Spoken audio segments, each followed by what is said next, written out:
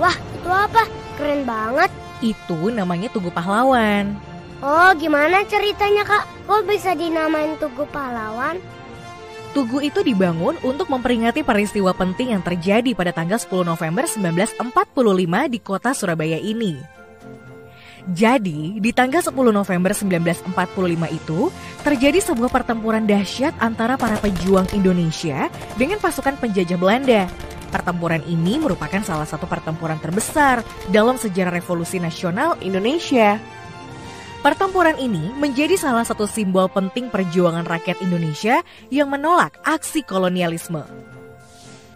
Semua diawali dengan mendaratnya pasukan sekutu di Indonesia setelah Indonesia mendeklarasikan kemerdekaannya tanggal 17 Agustus 1945. Kedatangan pasukan sekutu yang berisi pasukan Inggris dan Belanda adalah untuk melucuti tentara Jepang di Indonesia. Namun, ternyata sekutu juga membawa misi lain, yaitu mengembalikan Indonesia kepada administrasi pemerintahan Belanda sebagai negeri jajahan Hindia Belanda. Hal ini kemudian memicu gelombang perlawanan dari para pemuda Indonesia.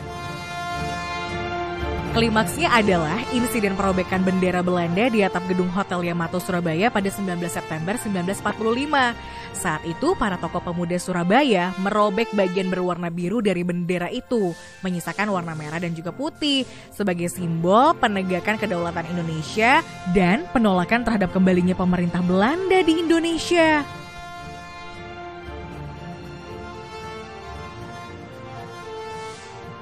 Peristiwa ini kemudian disusul dengan perintah gencatan senjata oleh Presiden Soekarno pada 29 September untuk meredakan suasana yang memanas. Walau begitu, suasana kembali memanas yang akhirnya berujung pada bentrokan bersenjata pada 30 Oktober. Peristiwa ini menyebabkan tewasnya pemimpin tentara Inggris di Jawa Timur, Brigadir Jenderal Malabi. Peristiwa ini membuat Inggris mengeluarkan ultimatum agar seluruh rakyat Surabaya menyerahkan semua senjata dan menghentikan perlawanan sebelum pukul 6 tanggal 10 November. Ultimatum ini tidak dihiraukan oleh rakyat Surabaya.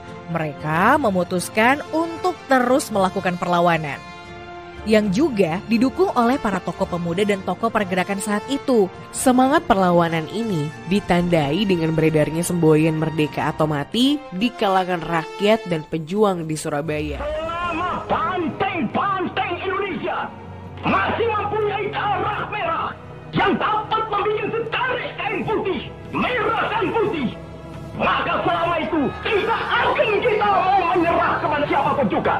Allahu Akbar, Allahu Akbar, Allahu Akbar.